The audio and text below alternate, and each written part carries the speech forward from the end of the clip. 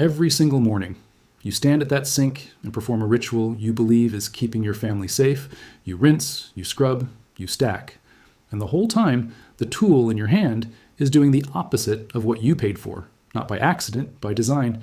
That sponge next to your faucet has been scientifically confirmed as one of the most bacteria-saturated objects in your entire home. Researchers at the University of Furtwangen in Germany used kitchen sponges under a microscope and found concentrations reaching 54 billion bacteria per cubic centimeter.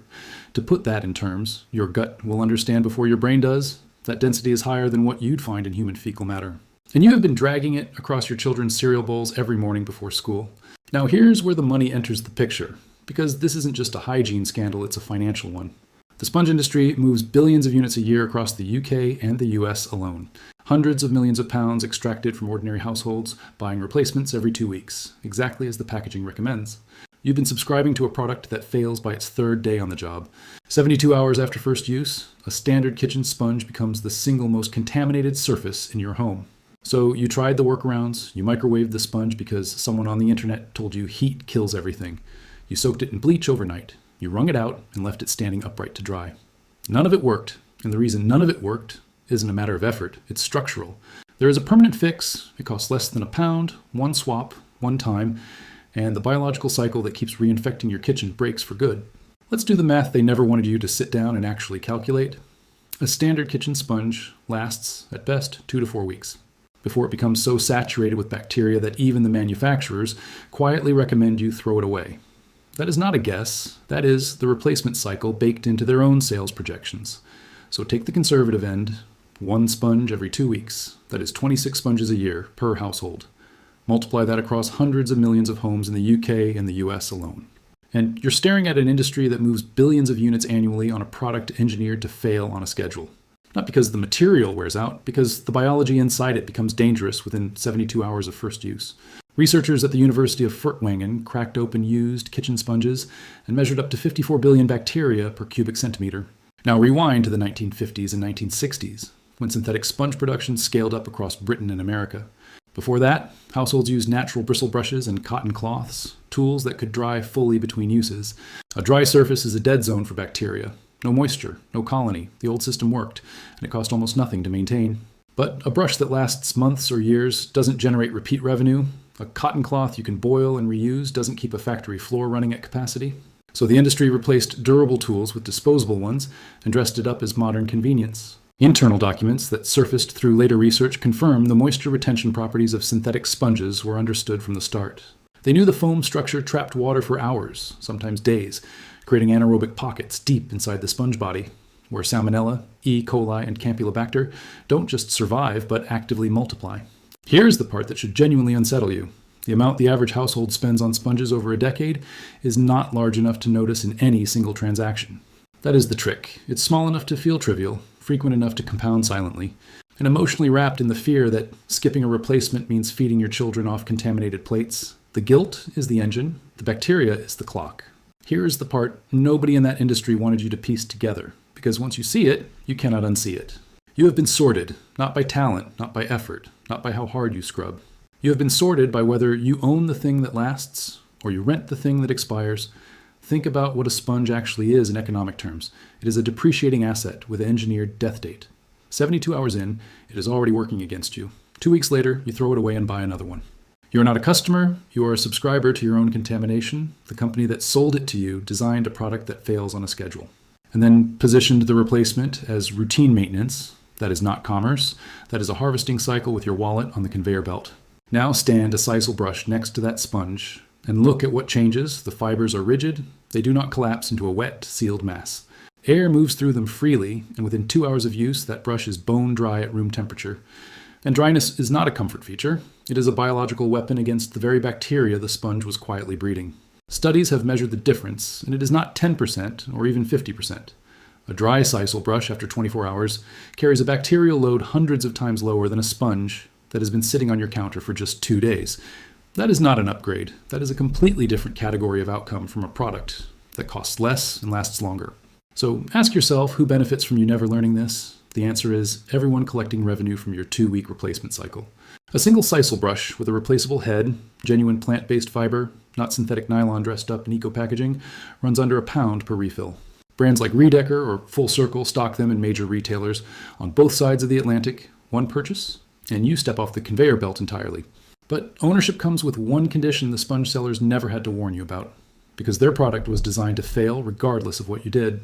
The brush has to stand upright after every use, bristles facing the ceiling, so gravity pulls moisture down and away from the fiber mass. Lay it flat on the sink edge or drop it into a wet caddy, and you have just recreated the exact environment that made the sponge dangerous in the first place. A simple ceramic cup beside the faucet is all the infrastructure you need. This is the pattern that repeats across every product category where someone profits from your ignorance. The cheap option is never cheap, the replacement cycle is never accidental, and the durable alternative is never advertised.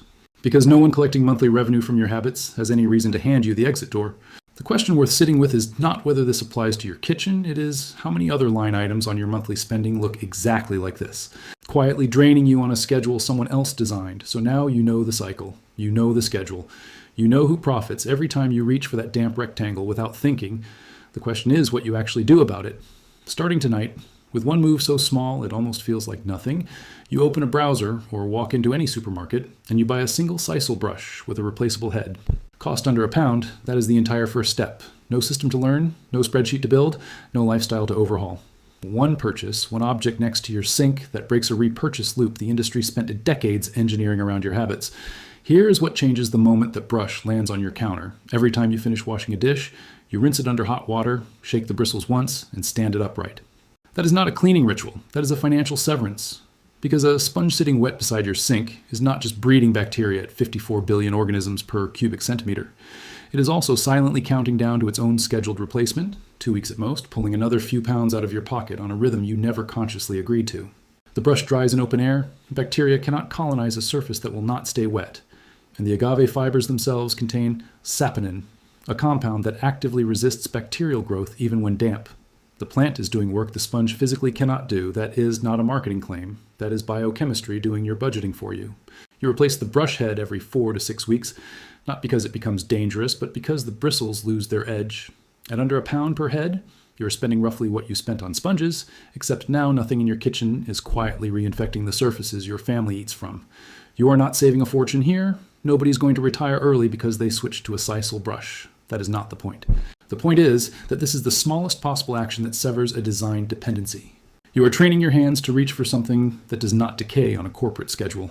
You are proving to yourself, in a space as mundane as your kitchen sink, that you can identify a rigged repurchase cycle and step out of it with almost zero effort. And that matters more than the pennies, because every financial trap you have ever fallen into started the same way. A small, automatic, unexamined purchase repeated on someone else's timeline. The sponge is just the one you can see and touch. The mechanism underneath it is identical to the one inside your insurance renewal, your subscription stack, your credit card minimum payment. The difference is that tonight, with one brush and 10 seconds of changed behavior, you have proof that the mechanism can be interrupted.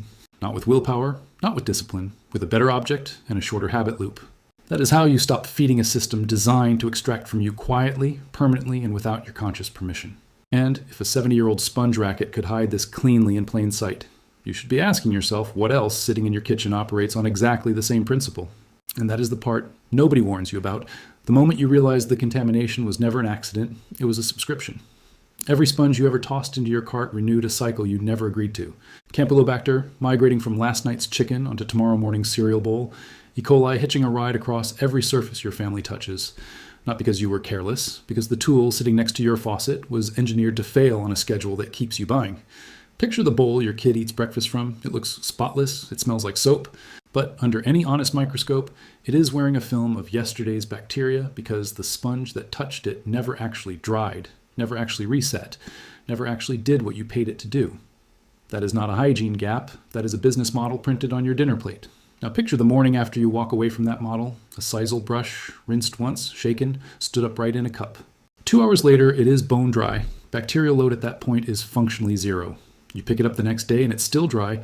You wash that same cereal bowl and this time the bowl is genuinely clean. Not cosmetically clean, not smells like clean, but categorically clean. The cost difference across a full year is pocket change. The hygiene difference is not a matter of degree.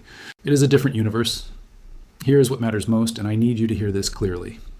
I am not telling you this brush will change your financial life. I am not selling you a revolution. What I am telling you is smaller than that. and honestly, more useful. You now hold one concrete, testable action that costs almost nothing, that you can reverse tomorrow if it fails, and that removes a contamination vector your household has been absorbing invisibly for years. But the sponge was only the beginning, because once you see the pattern, you cannot unsee it. There is another surface in your kitchen you touch even more often. It stays damp. It traps food particles.